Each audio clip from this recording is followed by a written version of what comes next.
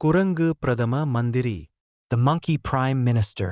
இந்த வீடியோ உங்களுக்கு பிடித்து இருந்தால் ஷேர் செய்து ரகுநாதன் சீனிவாசன் சேனலை சப்ஸ்கிரைப் செய்து லைக் பட்டனை தட்டி பெல் சிம்பிளை தட்டுங்கள். ஒரு முறை ஒரு புத்திசாலி அறிஞர் ஒருத்தரு காட்டு வழியா போய்கிட்டு இருந்தாரு. அப்ப ஒரு குரங்கு அங்க படுத்து தூக்கிக்கிட்டு இருந்துச்சு. விளையாட்டா அந்த குரங்கோட வால மிதிச்சாரு அந்த அறிஞர். அப்பத்தான் தெரிஞ்சது படுத்து இருந்தது குரங்கு இல்ல, அது ஒரு அரக்கன்னு. ரொம்ப கோபமான அரக்கன் தன்னோட வால மிதிச்சா அறிஞர் குரங்கா மாறிப்போன்னு சாபம் கொடுத்தான். உடனே அந்த அறிஞர் குரங்கா மாறிட்டாரு.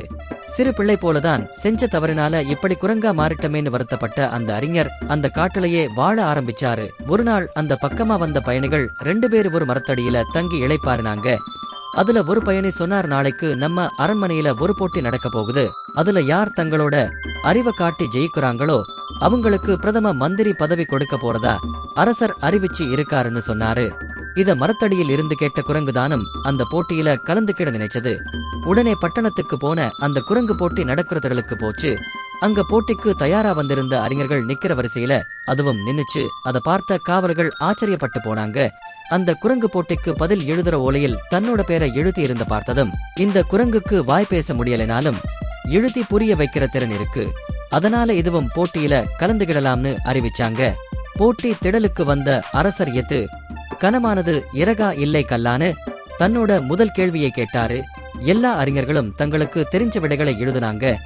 சிலர் அறிவியல் பூர்வமா எழுதுனாங்க. ஆனா குரங்கு அது சூழலை பொறுத்தது, இலகுவான மனசு குற்ற உணர்ச்சி மேலிட்ட பிறகு கனமாக மறுகிறதுன்னு எழுதி கொடுத்துச்சு. குரங்கு வித்தியாசமான அணுகுமுறையை பார்த்த அரசர் குரங்கையே கவனிக்க ஆரம்பிச்சாரு. அடுத்ததா ஒரு பசியோட இருந்த முதியவருக்கு முன்னாடி அரசு கஜானாவில இருந்து கொண்டு வரப்பட்ட ஒரு தங்க நாணயத்தை வச்சுட்டு, இப்ப இதை யாருக்கு கொடுப்பீங்க, அரசருக்கா இல்ல பசியில இருக்கிற முதியவருக்கான்னு கேட்டாரு அரசர். எல்லா அறிஞர்களும் அரசரை விட பசியோடு இருக்கிற முதியவருக்குத்தான் கொடுக்கணும்னு சொன்னாங்க. அதுக்கு குரங்கு என்ன விடை எழுதி இருக்கும்னு எல்லாரும் ஆவலா பார்த்துக்கிட்டு இருந்தாங்க. அப்ப அரசர் குரங்கு எழுதி இருந்த ஓலையை எடுத்து படிச்சாரு.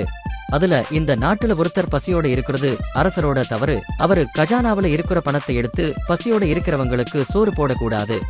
ஆனா கஜானாவை எதுக்கு அரசருக்கு கொடுத்திருக்காங்கன்னு புரிஞ்சுக்கிட்டு நாட்டுல இருக்கிறவர்களை குறைச்சி அதே நேரத்துல கஜானாவை வருமானம் உயர்த்தி யாருமே பசியோட இருக்காத அளவுக்கு பாத்துக்கிடணும். அதனால இந்த பணம் அரசருக்கு கொடுத்து அந்த முதியவருக்கு பசி ஏற்படாத வண்ணம் அவருக்கு நிரந்தர வருமானம் கிடைக்க வழி செய்யணும்னு அதுல எழுதி இருந்தது. அப்பத்தான் நடுநிலையா இருந்து யோசிக்கிற குரங்குக்கு பிரதம மந்திரியா வர்றதுக்கு எல்லா தகுதியும் இருக்குன்னு எல்லாருக்கும் புரிய ஆரம்பிச்சுச்சு. அப்பத்தான் அரசர் அடுத்த கேள்வியை கேட்டாரு. எல்லாரையும் அரண்மனைக்கு அருகில இருக்கிற மாந்தோப்புக்கு கூட்டிட்டு போய் அங்க வாடி போய் இருந்த மாமர செடிகளை காமிச்சு இதை எப்படி வளமான செடியா மாத்தலாம்னு கேட்டாரு. அதுக்கு நிறைய பேர் இது ஏற்கனவே பெரும் பகுதி செத்துடுச்சு, அதனால இதை அப்புறப்படுத்திட்டு புது மாமர செடிய இங்க வைக்கலாம்னு ஆலோசனை சொன்னாங்க. ஆனா குரங்கு மட்டும் செடியை பார்க்கவே இல்ல. அதே மாதிரி வாடி இருந்த மத்த செடிகளோட வேர் பகுதியில இருந்த மண்ணை ஆரம்பிச்சு அடுத்ததா வளமா செழிப்பை வளர்ந்து இருந்த செடிகளோட வேர் பகுதியில இருக்கிற மண்ணையும் ஆராய்ச்சிச்சு. அதுக்கு அப்புறமா தன்னோட ஆலோசனையை ஓலையில் இழுத்துச்சு அந்த குரங்கு. அதுல இந்த செடியை சுலபமா காப்பதிடலாம். நான் நல்ல செடி மற்றும் வாடிப்போட செடிகளோட மண் வளத்தை பார்த்தேன், ரெண்டுமே மாதிரி இருந்துச்சு. அதனால மண்ணுல எந்த பிரச்சனையும் இல்ல. ஆனா இந்த வாடிப்போட செடிகள் மேல அதிகமான நிழல் விழுகுது. அதனால் கொஞ்ச நாள் நல்லபடியா வளர்ந்தாலும் மரம் ஆகுற அளவுக்கு போதிய வெளிச்சம் இந்த செடிகளுக்கு இல்ல.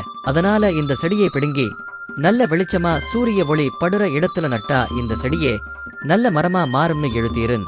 துச்ச அதுக்கு அப்புறமா குரங்குதான் பிரதம மந்திரின்னு போட்டி நடத்தின எல்லாரும் சொல்லிட்டாங்க. உடனே ராஜா நமக்கு நல்ல மந்திரி கிடைச்சிருக்காரு, அவர் நம்ம கிட்ட வந்து சேர்ந்த இந்த விஷயத்தை நாம் கொண்டாடணும்னு சொல்லிட்டு ஒரு பெரிய மூட்டை நிறைய பொரிய குரங்கு கிட்ட கொடுத்து எல்லாருக்கும் சமமா பகுத்து கொடுங்கன்னு சொன்னாரு.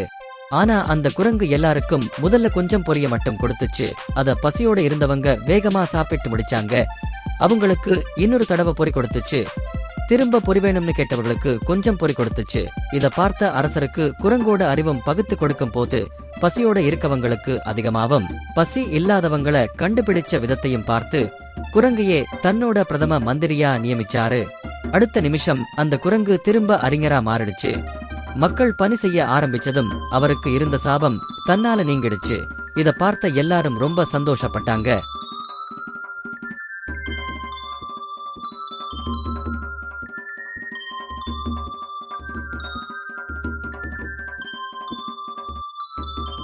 நன்றி, வணக்கம்.